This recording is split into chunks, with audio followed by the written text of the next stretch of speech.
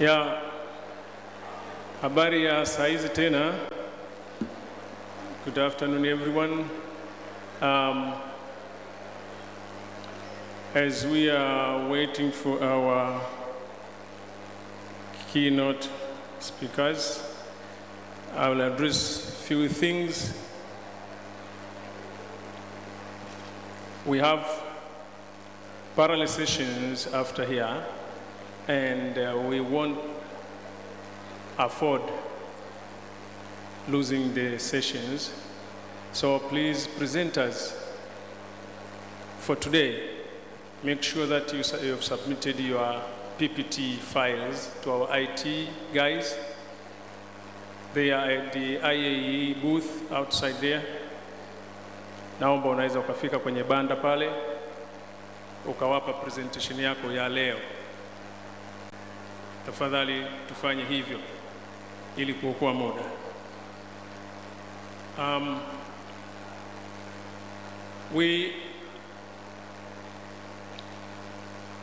We are delighted to have two keynote speakers for today, and I hope we are going to use the time effectively, though we are running short of time. Lakini naamini tutaenda sawa.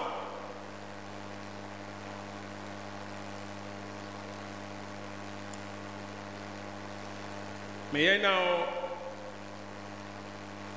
introduce to you our first keynote speaker, Professor Stella Peter Balalusesa. She is an associate professor of adult education, and she has experience in different levels of administration, from primary to higher education levels. She has served in different administrative positions at the district, university, and national levels. As you've heard, she is a previous Commissioner for Education in Tanzania, and Professor Balalusesa returned to the University of Dar es Salaam after 7 years as a commissioner, where she was working in part-time basis. Balalusesa has also had the opportunity to serve as a board member of the Institute of Adult Education for 6 years till 2024. So she knows the Institute very well. She has published widely, especially in the area of girls and women education, open and distance learning, as well as adult and non-formal education. Presently, she is serving as the chief editor of Papers in Education and Development Journal of the School of Education, the University of Dar es Salaam. Professor Balalusesa will be delivering a keynote speech to us. Karibu sana, Professor Balalusesa. Nitakukaribisha baada ya kumtambulisha daktari. Asante sana Professor. Tutapata wasilisho pia, a keynote address from Dr. Godson Gacha. Dr. Godson Gacha, sisi tunasema wa Tanzania, we say Gacha, it's not Gacha. Jina lake linaandikwa Gacha, but we pronounce it Gacha, from Botswana. Dr. Gacha is the Deputy Vice Chancellor, Student Service at the Botswana Open University, and a research fellow at the College of Education, University of South Africa, Pretoria. He holds a PhD in Education, Policy Studies from the University of Pretoria, MA in Distance Education, and postgraduate diploma in distance education from the Indira Gandhi National Open University. He also holds a master's in education, educational management, and diploma in accounting and business studies from the University of Botswana. He holds BA in education and a higher education diploma of the University of South Africa, and several other diplomas, including monitoring and evaluation. He graduated a diploma in leadership in ICT at the Dublin University. Dr. Gacha has worked as a teacher, ODL practitioner, regional manager, SADC Center for Distance Education, director, ODL technical advisor in learning in Canada. He also has worked with various countries in SADC region and Commonwealth across Africa. He also worked in Asia, Caribbean, and Pacific with Ministry of Education and Training. Dr. Gacha is a board member of Network of Open Educational Resources and Multimodal Self-Directed Learning in South Africa. As a country board member and the chair of REPSI, a council member of Honorary Member Building Bridges International Advisory Board in Israel. May we give a round of clap to our keynote speakers.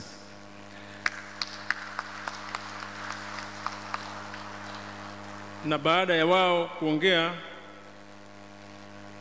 we will be having our discussant, Professor Michael Ngumbi, who is an associate professor at the Institute of Adult Education and the former rector for the institute.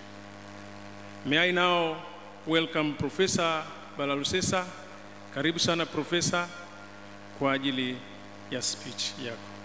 A round of clap for Professor, please. Dakika 8 zinatosha kabisa, Professor?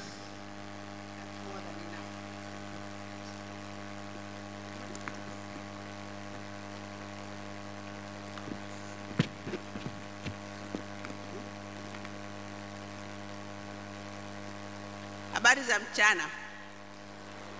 Good afternoon. Yeah, now in the best interest of our colleagues who are coming outside Tanzania, allow me to use English. But otherwise, I would have used Kiswahili. For me, it's really a very great privilege. And I feel very blessed and honored to be given this opportunity to stand before you and discuss with you, share with you this important topic, which is actually shaping the future of education globally and even in Tanzania. That is the role of open and distance learning in promoting lifelong learning. But before I say what I have prepared, in 8 minutes, I try my best, let me also congratulate the Institute of Adult Education for reaching this far. 50 years is not a joke. But not only 50 years, I really congratulate the organizers because this is really superb. I have been admiring. So applause. For those who don't know me well, my academic and professional journey in the field of adult education started in this institute way back in 1984, where I went there and obtained my diploma. So I'm really, I don't know, a daughter of the Institute of Adult Education, but it provided a foundation for my growth. And when I talk about lifelong learning, it's really something which I've lived in. as a lifelong learner. Because when I went for my diploma, I didn't stop learning for about 13 years until when I got my PhD. So thank you very much, the Institute of Adult Education, for making me the way I am.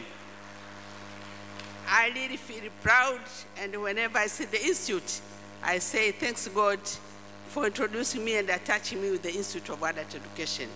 Now I've been given a topic to discuss on the role of open distance education in promoting lifelong learning. Since morning we have been hearing about lifelong learning, elimu pasipo ukomo, elimu bila ukomo. So I don't think there is a need to define that one, but I would really wish to send you back to what Mwalimu Nyerere said on the eve in 1969 when he was addressing the nation, when he declared that 1970 will be an adult education year.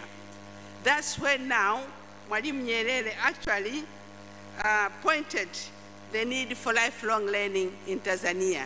And allow me to quote a few lines, a few statements. Mwalimu Nyerere said that education is something which never stops. It's something that all of us should continue to acquire from the time we are born until the time we die. So he gave the definition, and I don't think there is a need to repeat. From the time we are born until the time we die. But people are saying it's not only from the time when we are born, but even when we are still in the womb of our mothers, there is some learning taking place there. The baby is kicking, is also sucking within the womb, so there is some learning taking place there. So until when the baby is born, no one is telling the baby to suck the breast, but the baby learns to feed, you learn to cry because she's exposed in a foreign environment. But Nyerere, although Nyerere was emphasizing adult education, he did not say that lifelong learning is equivalent to adult education, no. He was just emphasizing adult education because by that time, he believed that adults had a role to play in national development. That if you want to do something, you must first educate adults because you will feel the impact immediately. But Mwalimu Nyerere also said that whatever level of education one has reached, there is always something new to learn. And allow me again to quote, education is like a big hill which climbs to the skies. All of us can climb at least some of the way up so that all of us can gradually extend our vision. So you cannot say that I've completed learning, no. We continuously learn. Even when we are in this hall, we learn something. As you entered inside here, there are some things which impressed you. There are some things which you didn't like. So we continue learning and unlearning. So that is Mwalimu Nyerere, what Mwalimu Nyerere said. So I think with that few statements of Mwalimu Nyerere, there is no need again of defining what lifelong is. But he said, living is learning, and the learning is trying to live better. And the importance of lifelong learning again, I don't think there is a need to repeat, but quickly, we can say that lifelong learning is important because we have to stay updated, whether we are employed or we are not employed. We have to stay updated. And with the changing times and the technologies, knowledge and skills need to be updated to keep up the modern world. It can be open up new career opportunities. And you know what? When I was teaching in Lindi for my first appointment, there was an outbreak of cholera. By that time, we didn't even know about tetracycline, yellow and nyekundu. And when these health officers, the extension officers came to the village I was teaching, you know what? Even those old mothers and fathers, they came to listen. Nikasema kumbe uhai ni mtamu kwa kila mtu. They came to listen, to learn how to do away with the cholera. And they were told that the first thing is to be clean, hygiene. And then we were told that you have to take 4 tablets a day to do away with the cholera. So that was also part of learning. It doesn't say that because we are old, we are not learning. We will continue to learn. And I was talking to Dr. Mariki today, and then he said, Professor, I'm going to give you a pointer so that when you are presenting, you just point forward and backward. And then I said, suppose I don't know. But what I was telling him was say that we continuously learn. We are continuous learners. Now, if that is the lifelong learning, then the second part of my presentation is now, what is the role of ODL in promoting lifelong learning? That lifelong learning which we admire, which we think everyone should acquire. Now, open distance learning is a very recent terminology. We didn't start with open distance learning. We started with correspondence education. Later on, we had the second generation when we had television, radio. Later on, it was emphasis on distance learning. But as technology advanced, and as people started now learning online, and then we had the concept of open learning. But what I want to share with you is that open learning and distance learning are two distinct terminologies. And no one can say that they are fully open. Because with the open learning, it means everything is open. No prior qualification, no timetabling. You choose what to learn, where to learn, and when you want to learn. But with the distance learning, there has to be an institution which is planning and also setting examination certification. So if you combine the two, open and distance learning, that's where now you get something which we see today with the flexibility, accessible, and able to serve a large population, even those which are where, even the population which is living in very, very remote areas. And we are saying Tanzania actually believes in equality and the right to education. Tanzania has done several initiatives to make sure that it opens and widens education opportunities. But we are seeing that with the guidance of the effort, we still have a lot of people who still have the thirst to have education. We are saying we are almost doing away with the literacy, but we still have, even if it's a small fraction of people who don't know how to read and write. These people, education, they're right. But we also have people, we have seen the beautiful girls today. They had stopped. Now just imagine, these are the few who got the opportunity to join the SOCO program. How many there? In the rural areas, in remote areas, where SEQUIP is not even reaching, because SEQUIP is only serving the urban people. Those in the villages are not being reached by SEQUIP, because we don't have the hostels, we don't have dormitories. So there are very, very people in need in the rural and remote areas who would wish to extend their education, who should complete their primary education, but are not able to do that. But to have a large population of adults who would wish to continue with the education. I remember, so nowadays they're saying a primary school teacher has to have a diploma. The grade A is no longer adequate. Now imagine how many teachers in the rural areas who would wish to continue with the education, upgrade the education, and they become diploma holders. Not only that, you remember when we started with the telephones, we had these SIMs like torch, but now we have smartphones, even in the rural areas. Now you can imagine it. Even when I'm talking to my grandchildren, sometimes I call them to assist me. But then I said, but I also needed to learn, to know how to operate the thing. So we see that there are so many people who would wish to have education, but the convention system, the classroom-based learning is not enough for everyone. I remember even if we go way back in 1990, unfortunately Ambassador Kuhanga is not here because he was the convener for the committee which led the initiative to establish the Open University of Tanzania. By that time we had only one university, two universities, University of Dar es Salaam and the Sokoine University of Agriculture, with around 4,270 something students, the whole country. But imagine how many students we have today. I know we have graduates from the workers from the Open University of Tanzania. I have researchers who have done research in the Open University of Tanzania. Nowadays, as I speak, I think we have reached probably 100 But from 4,000 in 1994, when the Open University of Tanzania started, in 2019, we had only 70,423 learners registered. So these people would not have got this opportunity if we had remained with the conventional classroom based. So that's what I'm saying. ODL is really important, open distance learning, because of its flexibility. You don't need to have teachers and students in a room like this one, because they can communicate at a distance. And when we say distance, it's very relative. Even when you are together, so long as you don't meet physically, you can discuss, you can continue learning. But we are saying the openness now, the technology, with the introduction of online learning, it has made it even possible to have more opportunities.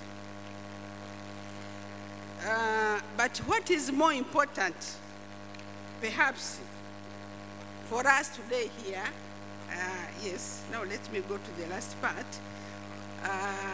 The potential benefits, we know, perhaps what is important for you and for me is now to see the challenges. Now, ODL requires reliable internet connectivity, but many remote areas lack reliable infrastructure, making it difficult for the learners to access courses online.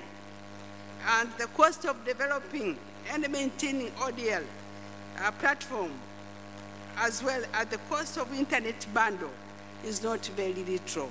I was reading literature somewhere way back in 2021, the cost of a bundle for one learner was around USD 127. You can calculate in Tanzanian money. That's not very little. Even when I sit myself in my study room, and then I say, okay, let me use, put a bundle on my phone, only after 2 minutes it's gone. So you can imagine how many learners can afford that. So although online learning, although technology is really very useful, but it's not that easy. It's not that cheap. And not only that, but we are saying the cost of ICT hardware, such as computers, laptops, smartphones, is also very high, especially for learners from poor families. Many teachers in developing countries are not adequately trained to teach online or to use digital tools. I know there is a way to monitor how many teachers have entered, have communicated with their children, with their learners, they are chatting online, but very, very few teachers do that. They need retraining. And acceptability is also a problem. ODL, same as it is for adult education, is still treated as second best in terms of resource allocation, in terms of everything. And acceptability of the graduates is only now, at least institutions and employers have started accepting graduates. When the Open University of Tanzania started, for example, the first graduates were not even accepted. I remember even at the University of Dar es Salaam, where we are recruiting staff, once they hear that someone is coming from the Open University of Tanzania, they will recruit, but with BAT. And even with the students, to admit them with the master's program, at first it wasn't that easy. Of course, slowly, as we continue and people see the performance going well, the productivity going on, then they employ them. So way forward now, what do we do? I'm saying despite the mentioned challenges, lifelong learning and ODL are indispensable in modern world. You can do away with the lifelong learning as well as open and distance learning. They offer dynamic, flexible, and accessible learning opportunities that can adapt to the evolving needs of individual and society. Because you can learn as you earn, you can decide to study. Well, you don't put away your job. You can continue learning while at the same time continue working. With the Open University of Tanzania, for those who don't know, I'm sure Kabag is here when you are presenting about assessment. We mentioned also about the on-demand examination, that if you have a very important meeting, for example, business meeting, and then the exam going on, you can defer the exam. They'll give you another exam after the meeting, even the same day, because they have the examination syndicate, they have the bank of questions, so you don't need to worry. But if you are studying in a conventional system, if you are not there, then probably you have to carry on. I think even at the Institute of Adult Education, you have students who are studying the ordinary diploma, adult and continuing education. We have a bunch which is doing it on a conventional system, another one on ODL. I checked the statistics. The ODL branch is almost twice the conventional system. And it has been very, very helpful, especially for teachers, because they continue teaching, at the same time they continue learning. So that is what we are saying. So what do we need now to do? I thought the first one is to have a shared commitment and a partnership between public and private organizations and institutions so that we can foster environment that value the support of continuous learning. We should encourage people to continue learning. Opportunities are there. If you are not able to go in a conventional system full time, especially for women, then the ODL is there to save you.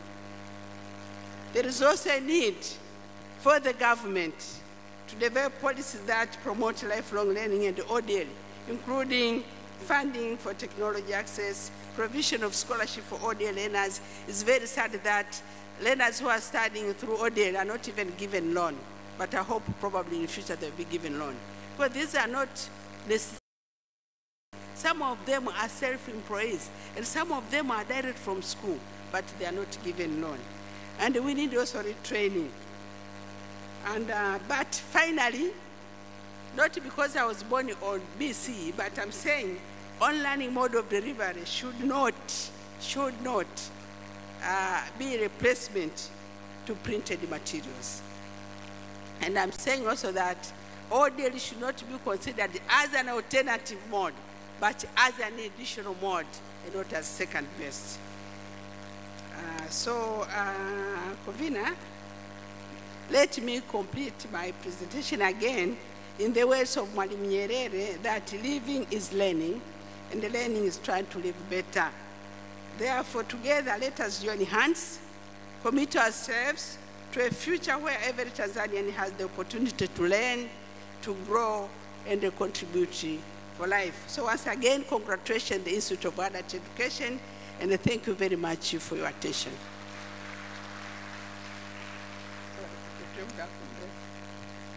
Thank you, Professor. Another round of applause for Professor. I'm sorry for being naughty, my professor. Nisamehe. Muda umetutupa mkono. Mungu akubariki sana. Please, may I now present to you Dr. Godson Gacha, who is going to speak on lifelong education and community engagement for sustainable development. Thereafter, after his presentation, I will invite the discussant and then hand it over to the floor for questions and discussion. Dr. Godson Gacha, please. Re Gacha. Botswana say Re Gacha. Baba. Thank you so much, Director of Ceremonies, Dr. Mariki.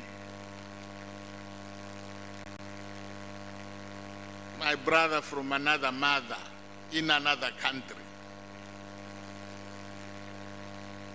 Good afternoon, ladies and gentlemen, distinguished scholars and listeners,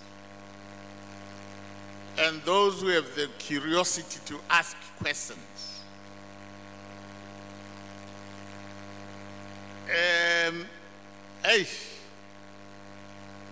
I can't even see my slides.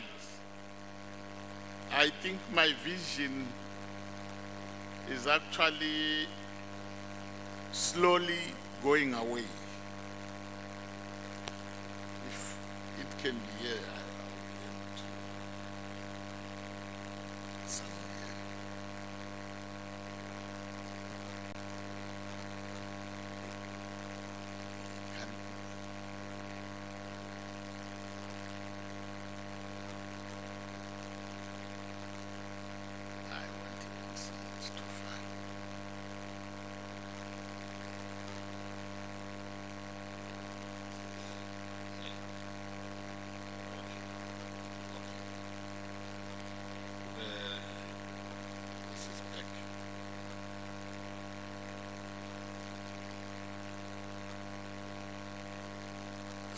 Sorry, colleagues. Yeah, I hope I will stretch my eyes and see what I want to talk about.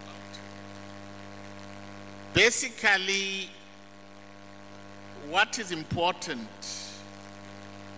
is to recognize and applaud the Institute of Adult Education, Tanzania, for attaining 50 years in business. In some countries, when you deal with adult education,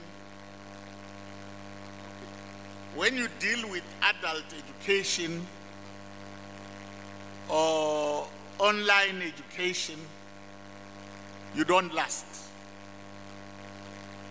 Because people have negative perceptions about all these forms of education.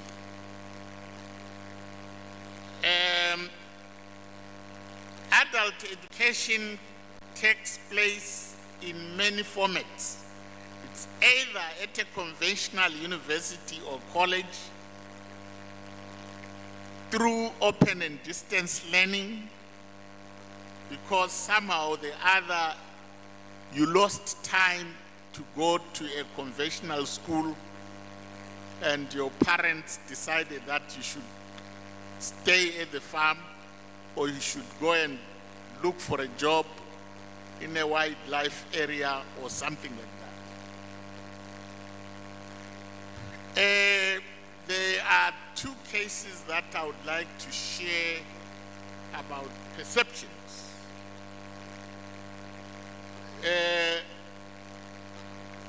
Recently, in Botswana, a public healthy association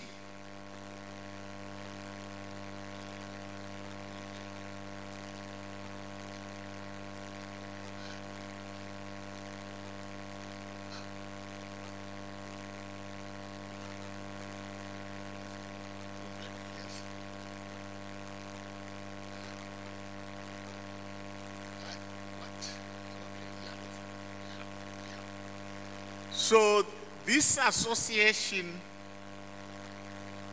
literally refused to endorse a PhD in public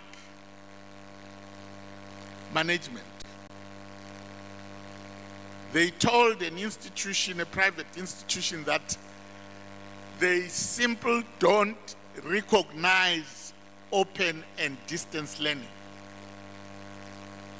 And because they had not endorsed the doctorate in public administration or healthy and so forth.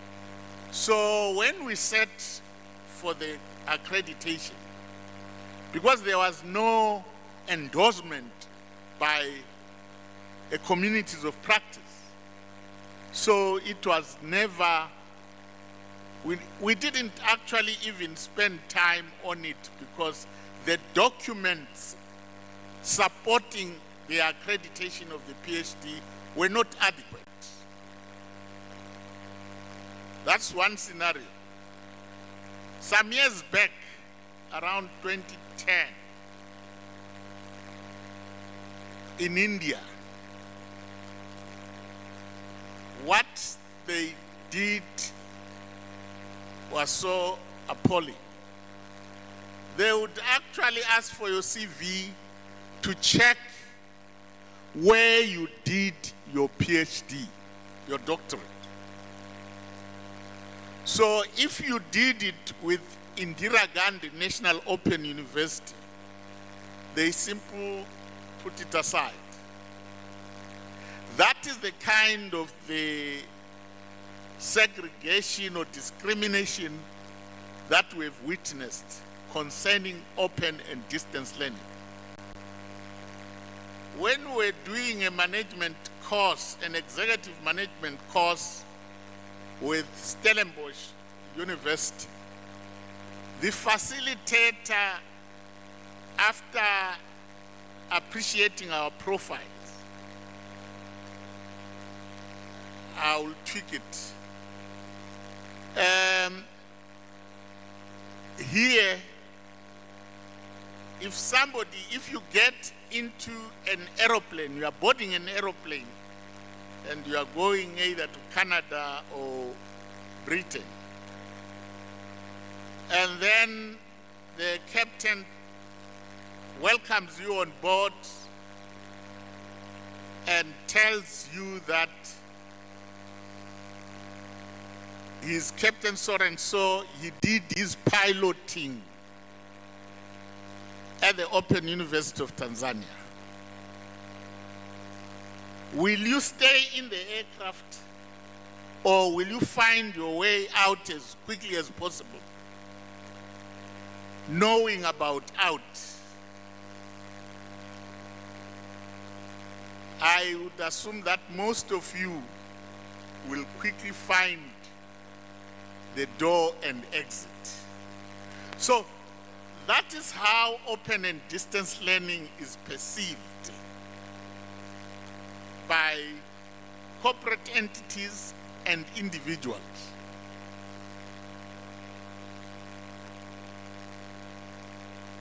For instance, if your son or daughter get 4 A's in Pew Sciences, would you prefer him to go where there is flexible teaching and learning at the Open University of Tanzania? Or you would rather strongly believe that he can do better at, what is the other university? University of Dar es Salaam. Most parents will prefer their students, their children, to go to University of Dar es Salaam.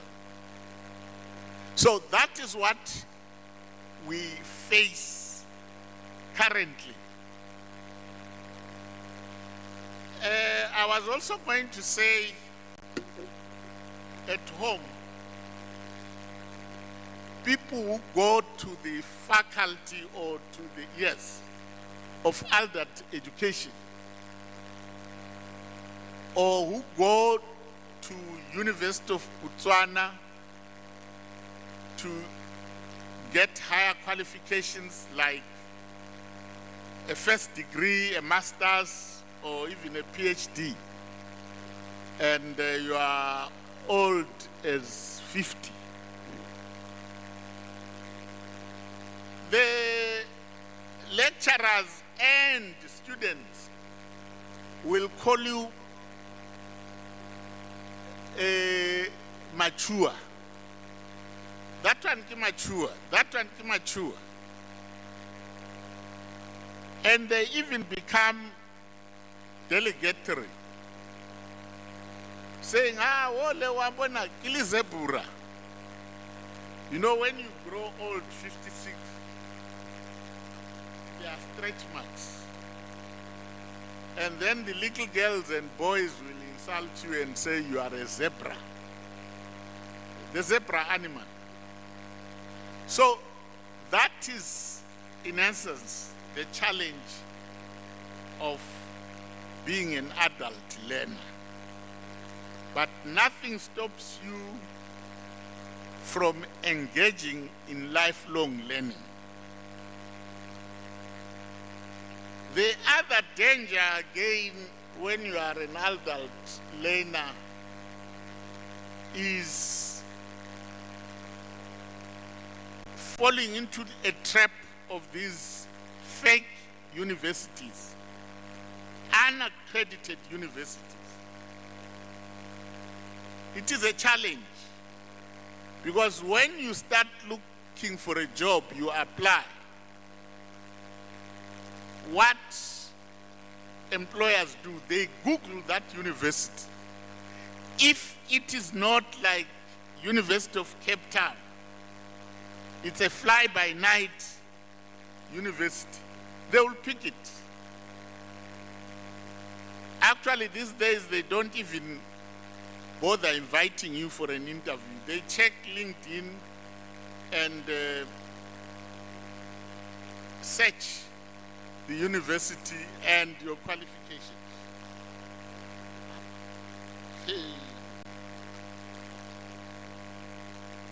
Colleagues, I am left with no time.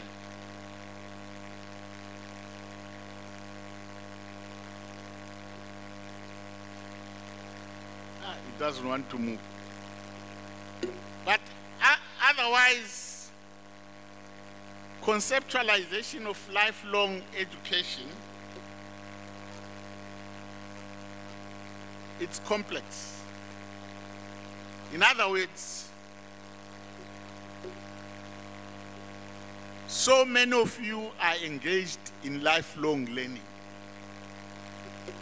either in a workshop or in a center for continuing education, or resigning and going full-time in order for you to get your master's and PhD.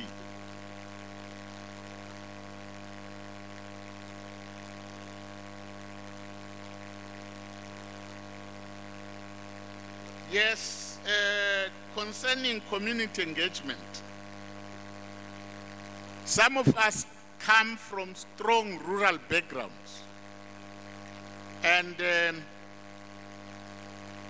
an open and distance learning or an institute like the Institute of Adult Education here, to engage in lifelong education, it should ensure buy-in from the communities.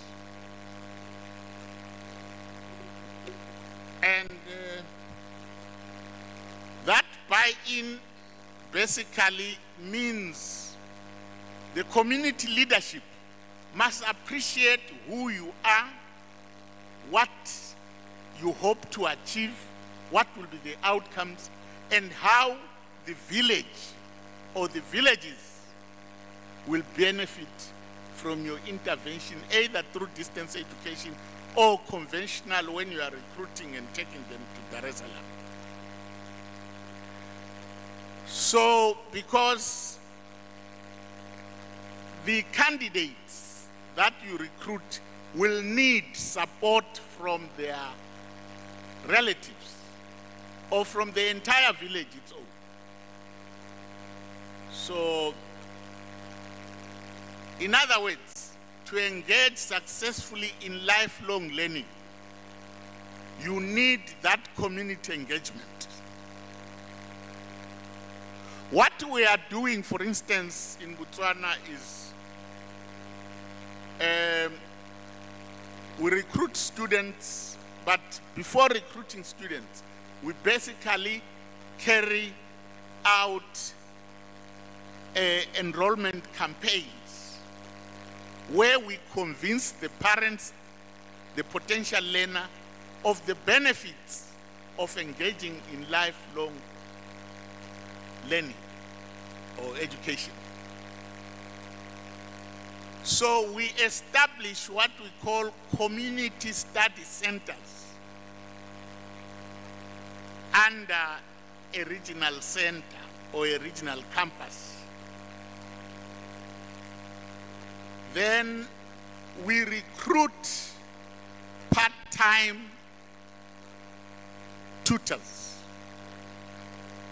from the village, or we drive them from Gaborone to a particular location within the country where we have a tutor maybe for statistics or English if we can't find the tutor from the village.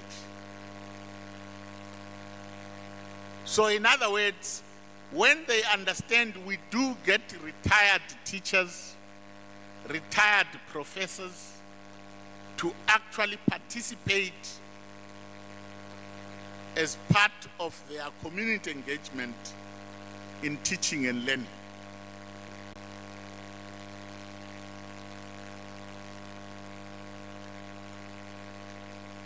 Most of the time, our learners actually attend in order to close the skills gap. And also, just to enjoy being a learner.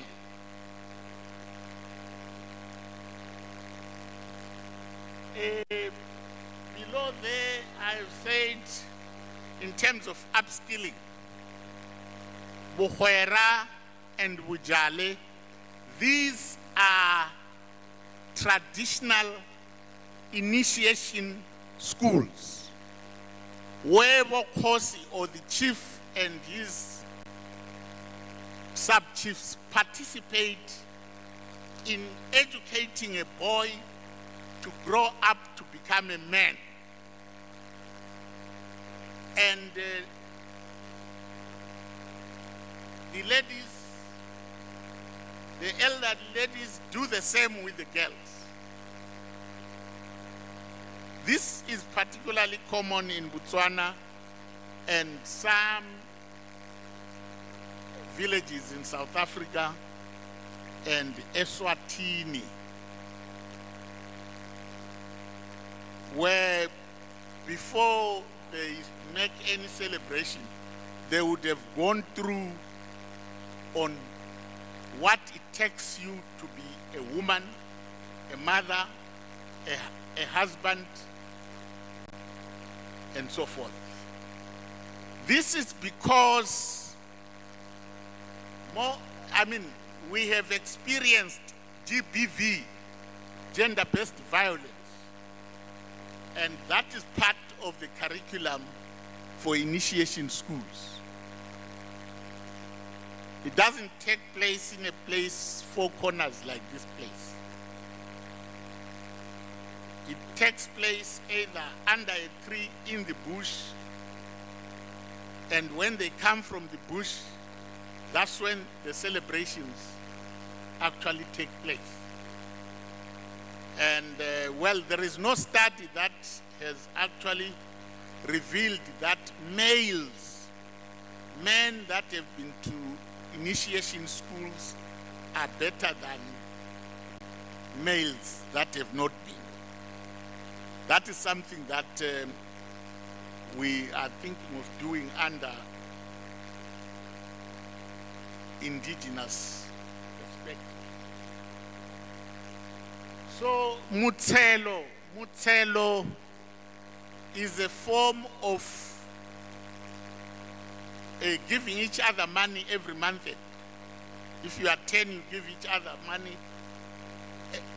such that you raise, let's say if you are giving 100 and you are 10, you get your 1,000. And the following month is another one, the following month. This has been an indigenous activity since colonial days when hard tax was introduced by the British. Then the other one, also traditional herbal treatment. I think you have those kind of schools here. If ever you want to become a herbalist doctor from an indigenous school, those are the things that we have. They do, for example, like initiation schools, they do prepare a man to become a man, not a man who beats now and again a woman. Otherwise, we need to appreciate that the SADC protocol on education supports lifelong learning and ODL and adult education. just to sit down, before I sit down,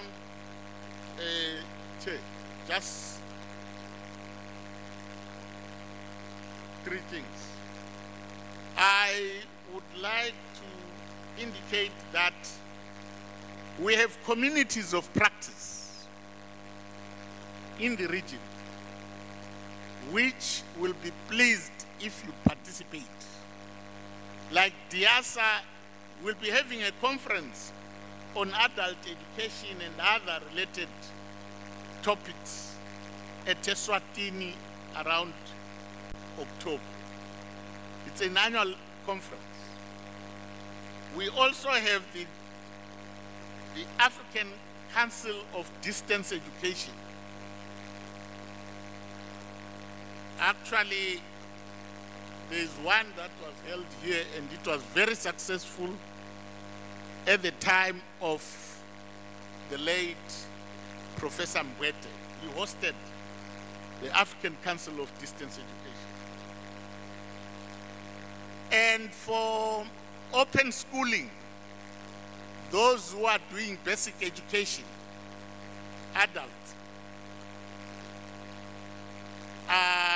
I would like to remind lecturers that the Commonwealth of Learning Open Schooling body exists. This is where capacity building related to basic education takes place. And finally, next week, we have a big conference in Botswana, hosted by the Botswana government and Commonwealth of Learning Canada, and the implementing agency for that forum is Botswana Open University. I thank you.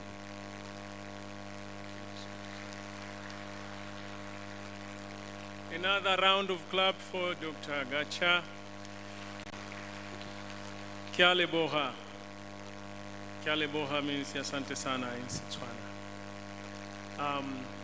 Dr. Gacha, just want to let you know that the Mohwera and the thing for initiation in Tanzania, it exists, where you prepare men to become men. Maasai tribe, they practice that very seriously. Asante sana. Without wasting time, we're running short of time. I won't like to speak much. I would like to present to you Professor Michael Ngumbi, a discussant for the session. I'm afraid, Professor, I will give you maybe only 5 minutes and welcome the audience for discussion for another like 10 minutes. Professor Michael Ngumbi, please. Karibu sana. Makofi kwa Professor.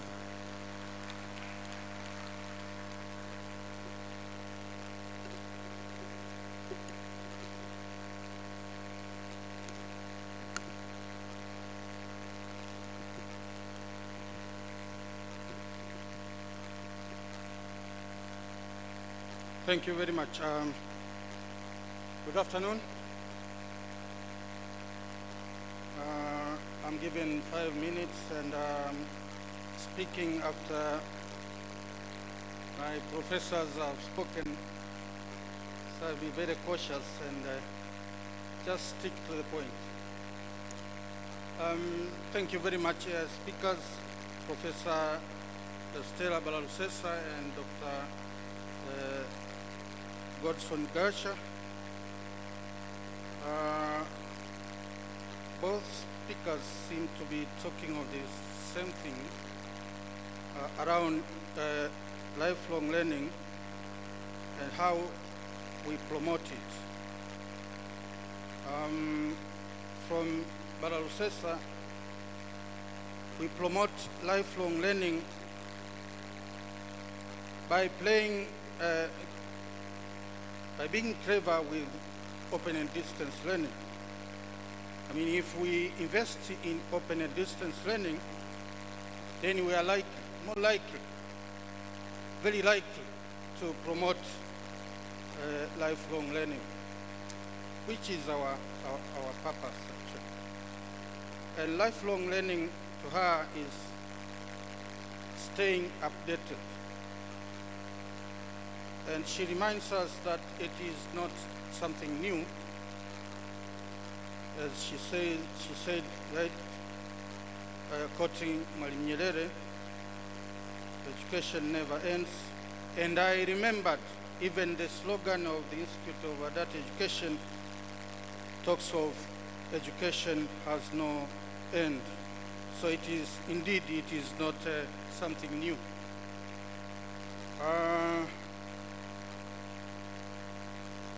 But Professor also sees the potential of ICT in promoting both open and distance learning and eventually lifelong learning. And again, she points the importance of investing in technology. And if we do that, we stand a better chance of promoting lifelong learning. In a way, the professor is optimistic that we are going to promote lifelong learning as long as we play smart with ICT and ODL. And by combining open and distance learning and lifelong learning, that means we are opening up. The only question would be, and maybe Professor would get time to talk around it, but anybody else can talk about it, is how best we promote ODL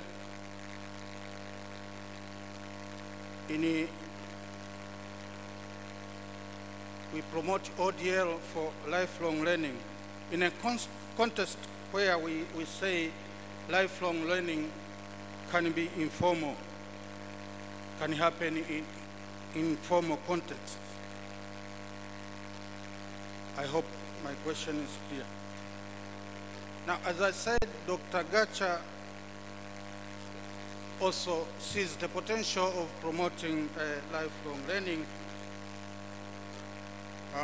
using ODL, but he goes further to link it with community engagement. We stand a better chance to promote lifelong learning if we involve the community. If we involve the community. And he has given some examples. Some are very local to the context of Botswana, but I'm happy that Mariki was able to capture it.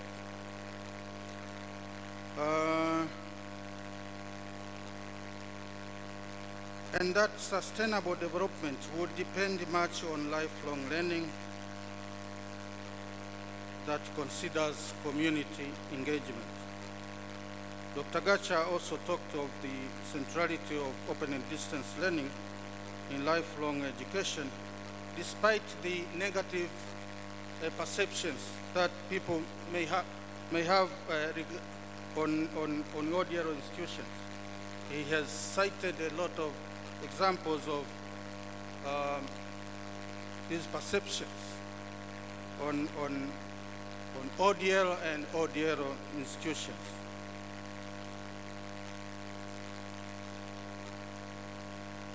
But what does this mean? My interpretation was that he was actually talking of negative perceptions But in actual sense, he was saying people have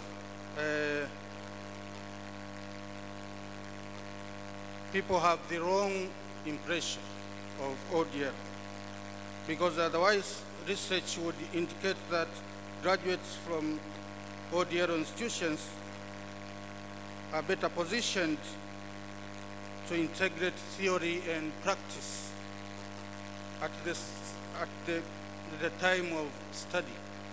So when they graduate, they become more competent in their areas, and therefore they fit automatically to the job market.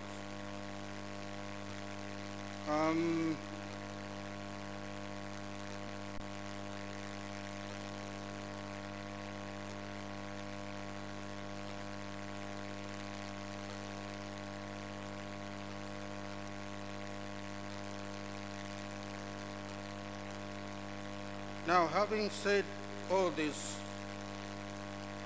the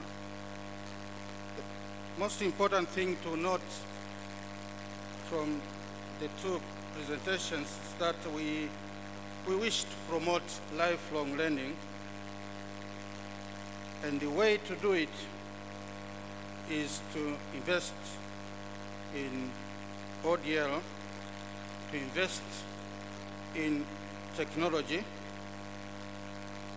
and to consider and value and engage the communities that we try to serve. Thank you very much.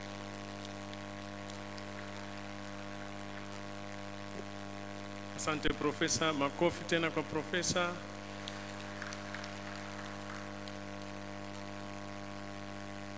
Now I will welcome the floor. If we have any observation, any contribution, any question, please bring the mic to you, and maybe you can just raise up your hand and contribute to these beautiful presentations. We have heard from Professor. Yes, thank you.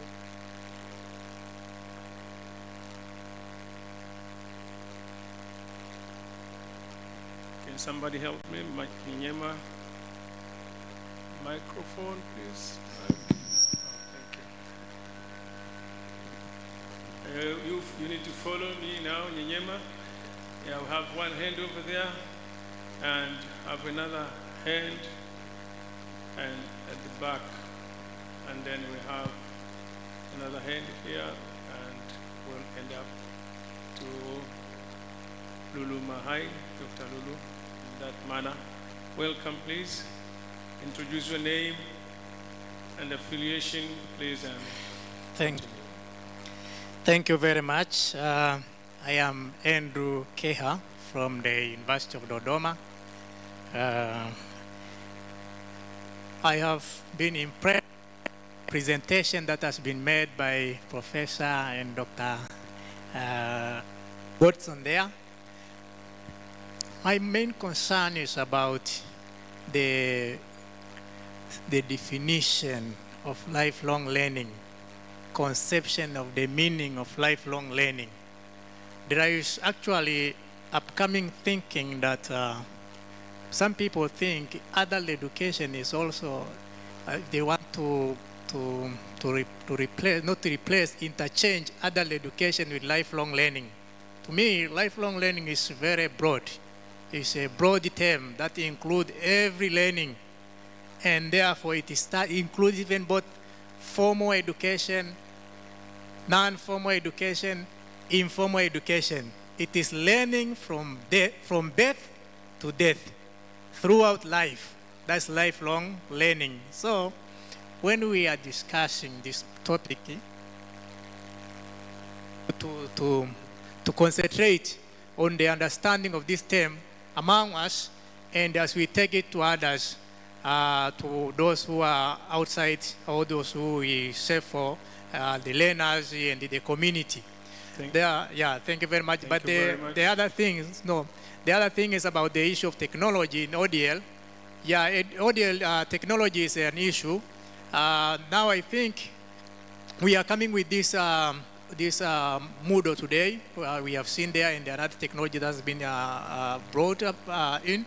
So I think we can invest in that and train teachers much on it, especially those who are working in this non-formal education. Thank you. Thank you very much. My brother, just introduce your name and affiliation. Thank you very much. My name is CRN, a senior lecturer from Tengeru Institute of Technology. First of all, I would like to commend the presenters, my professors, for such a fruitful but a even presentation. However, I have some questions for clarity. Question number one. Professor Balusesa, with your practical and the banquet of experience in Tanzania, do we have the practical and the vivid example resulting from lifelong learning, which are tangible, notable, but celebrating in Tanzania? That is the first question to Professor Balusesa. The second question, again to Balusesa. Which is more promising and fruitful in lifelong learning, especially when you consider ODL and the rest, between formal, non-formal, or informal learning process? That is another question. The last question to Balusesa, lifelong learning has different learning modalities as per technology advancement. Now, which would be powerful in accelerating the journey? Mobile, online, or blended? The last question goes to Dr. Gashan. The last. Yes. You are talking of community engagement as well as lifelong learning. Which one leads to the other? Community engagement leads to lifelong learning, or lifelong learning leads to engagement? I profoundly appreciate. Thank you. Thank you, CRN. I saw a hand behind there, a green shirt. Thank you, brother. Try to summarize your question. Go straight to the question, please. Thank you. Good evening, my dear delegates, and good evening, the keynote speakers. And thank you for a great keynote speeches. My name is Jackson Ezekiel Muhoho. I come from Tengeru Institute of Community Development. I'm a lecturer, researcher, and a consultant in governance, policy, institutional transformation, and turnaround. Now, from where I sit, first of all, I've commented on the speeches and everything, but I have some points to accelerate or even enhance our discussions and the contributions that we wish to move with or to take away from this flow. Number one, we have understood that lifelong learning could be summarized as a culture at the individual level and at the institution as well. But how do we make it as a culture, as a nation? As a nation, we need also to strengthen the policies, the governance frameworks that we have, and be serious in terms of budgeting and resource pushed into this, what we call lifelong learning for sustainable development. I think as Tanzania, we have done a lot, but we need to do more to make sure that we have specific legislations, we have specific policies, we have specific governance frameworks that protect and guide and, of course, inspire what we call lifelong learning for sustainable development. We know. Your question, please. So, I'm making just a contribution from where I sit.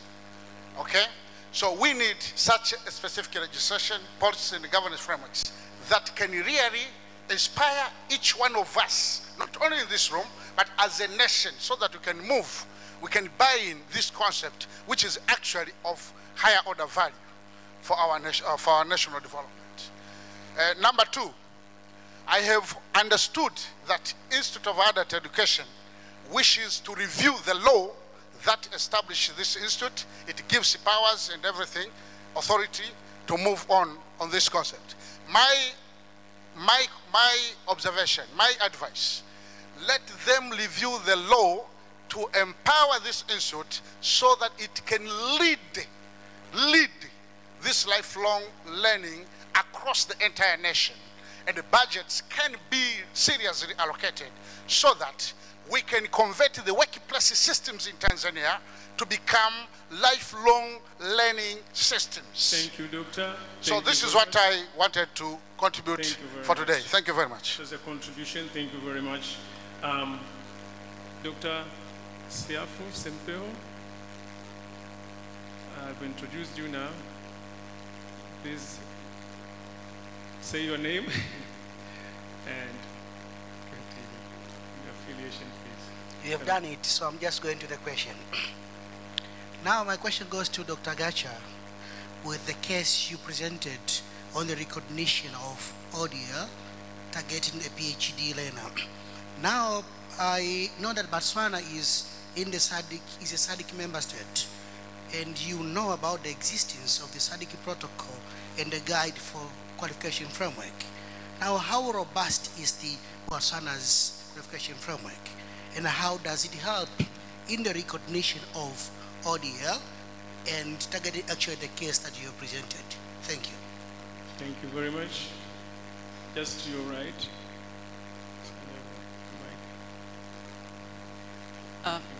Thank you very much. Just mention your name and affiliation, please. Thank you. You want me to mention my name? My name is Lulu Niwagila.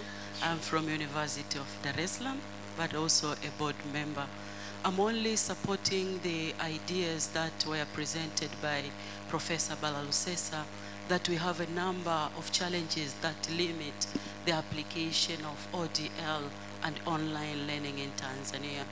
I'm only saying that we don't need to worry much about barriers, because we cannot be left behind from the global developments of technologies.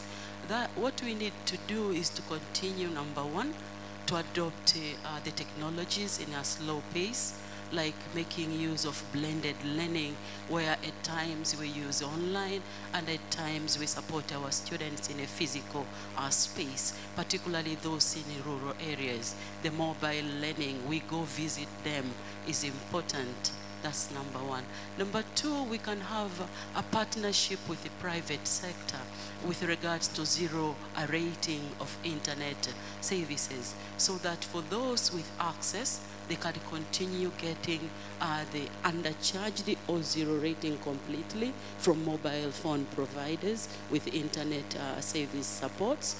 And with that, I think we will be in a position to continue with the cost-effective kind of education, and at the same time support ODL in Tanzania, and also nurture the emphasis on lifelong learning as you have started now. Thank you. Thank you, Dr. Lulu Mahai. Now, that was the last one. May I now please invite Professor, starting with Professor or Dr. Gacha? I have the mic, please.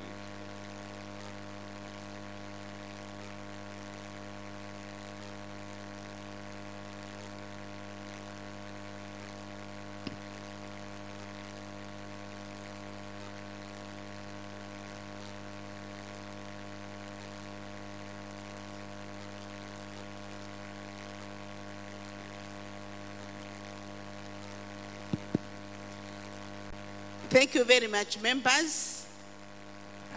So many questions, but some of them we'll just continue discussing on the corridor as we move around. But only one or two. Let me say that adult education is not lifelong learning.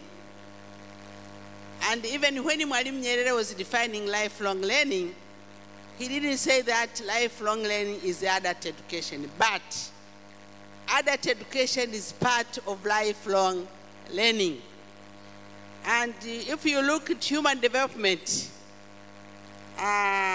you find that it's divided into phases. We have childhood, and then we move into youth, adulthood, which is divided into early adulthood, middle, mature, and the late adulthood. So the adulthood actually takes largest part of human development. Maybe that's why people confuse to think that lifelong learning is adult education.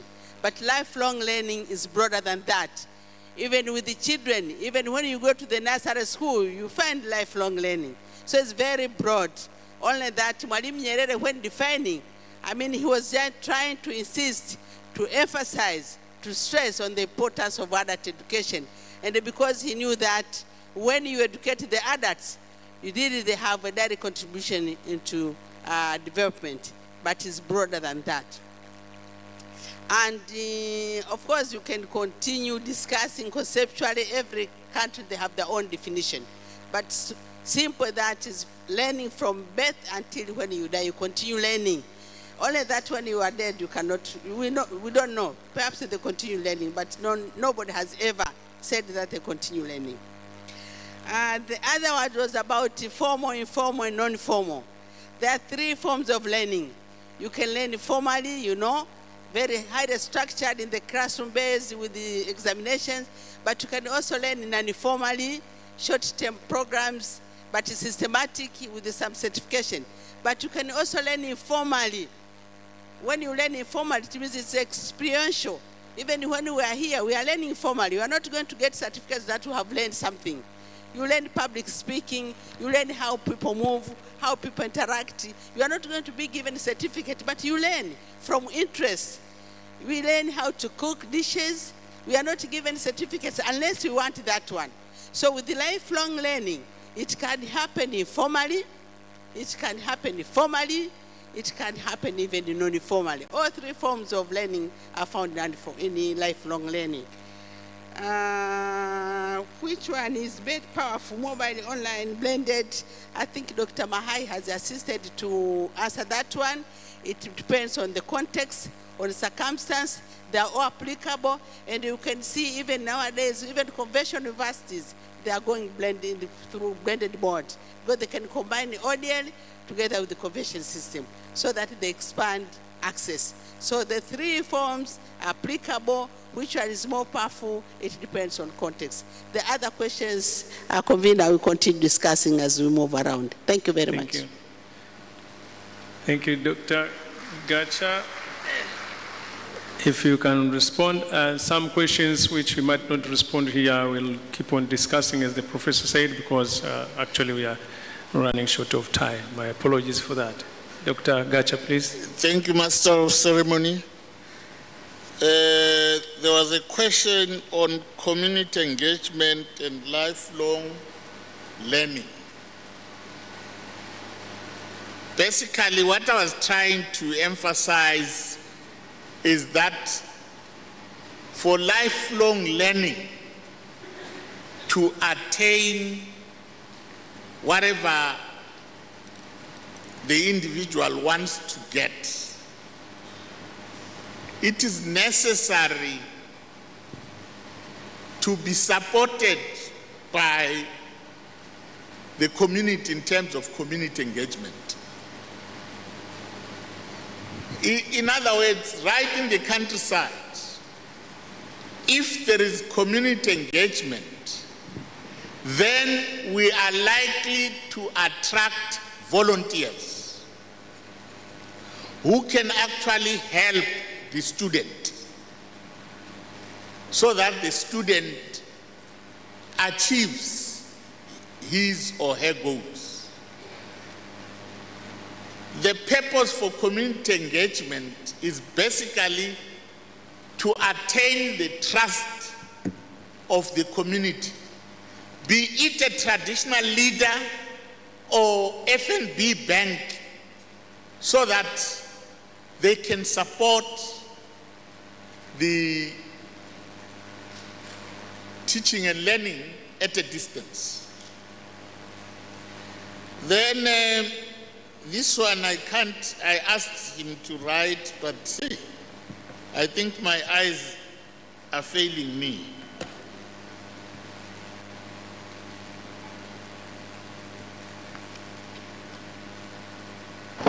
Yeah. The first one is The first one, it's concerning qualifications. What word is this? Some framework. Aye, this one. How robust is Botswana? How robust is Botswana is qualification framework? How robust is the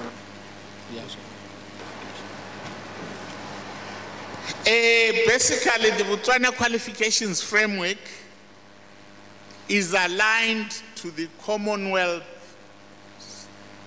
University of the Small States qualifications framework, which is not different from the South African qualification framework.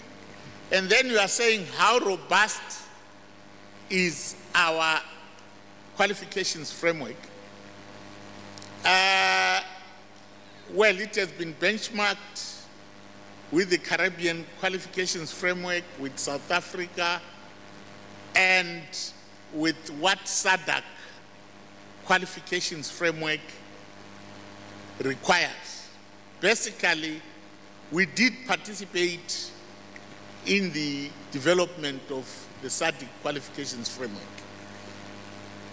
And the other question is how does it help in recognition of ODL?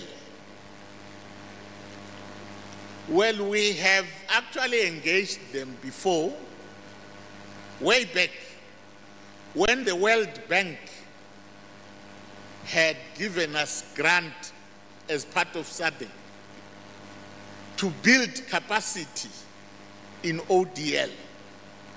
So the officers at the qualifications framework did also benefit from the training that was facilitated by SADC body. So in terms of the recognition, the qualifications framework officers have no problem.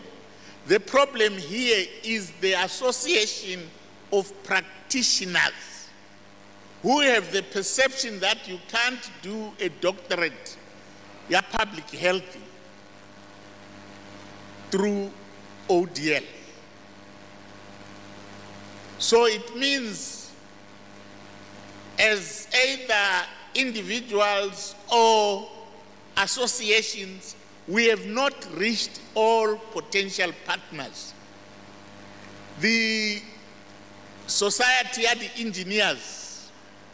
They were basically not wanting to recognize qualifications from a private university also. But no, they can't be engineers. But now, after we spoke to them doing this advocacy, they've now categorized the engineers in terms of diploma and degree. It's sort of grading. They do recognize them.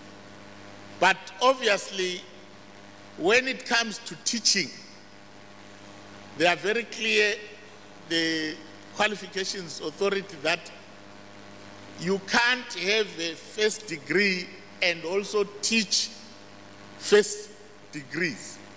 That is what some education and training providers were doing, shortcuts, so that they could not pay someone appropriately. But otherwise, the authority, they are just being cautious at times, because a lot of people, when they are supposed to submit their qualifications for verification, because the Botswana Qualification Board will actually send an inquiry to Tanzania qualifications or any other country. And at times, well, there are instances where the qualifications cannot be verified because the university here will deny that that person ever registered when he is not in their books. So they do try their best to cross-check to ensure that things are verified. Thank you. Thank you very much, Dr. Gacha. And I'm afraid, as we know, at home, if you are served food, you're served food on the table, there's no way you're going to leave the table without eating the food. And so I'm sure no way we're going to leave here without attending the parallel sessions, right? And so, saying so, I will humbly request everybody who wants to ask any question to our keynote speakers, please, you may write it down and hand it to me or to them directly, or to ushers. Please write your question, and then together with your email, contact email or phone number will be better. Having said so, I believe you allow me to mark this as the end of this session so that we break to parallel sessions which will be held in Ruaha. Ruaha Hall is on our left. If you exit from here, turn left, you see Ruaha. If you turn right, go upstairs, that is Mikumi Hall. And if you turn left, go upstairs, that's Mount Meru. And as you can see on the program, Ruaha, we have a theme of adult and non-formal education. Those are the papers to be presented there. The chairperson is Dr. Sempeo Siafu. And we have Mikumi Technologies. If you are interested in technologies, please join Mikumi. Our keynote speaker, Dr. Godson Gacha, will chair the session over there. Thank you very much. Kyale Boha.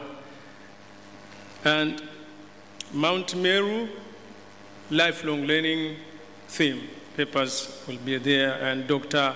Sandrag Panduleni Shihomeka from Namibia will chair the session. We'll be having our rapporteurs, Nana Mbunda, Ms. Nana Mbunda, Ms. Janet Mtawa, and Mr. Jeremiah Abel. So please, we are going to break those rooms, and we won't be back here. We have 7 papers on each room. I'm sure we'll manage. We will be back in this room tomorrow morning. Early morning, we'll have other keynote addresses from Dr. Shihomeka from Namibia, Professor Mike Ngumbi, and experience sharing from Mr. Placid Balige of the Institute of Adult Education. So till then, please allow me to allow you to break out to the breakout rooms. Asanteni sana. Tunaweza kutoka mlango huu. You can exit through that door and the 2 doors at the back.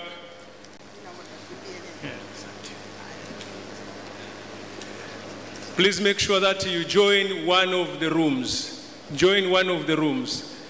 Usiondoke tafadhali. Don't leave because we are here for that. Join one of the rooms based on your interests, adult and non-formal education, technologies, and lifelong learning themes. Thank you.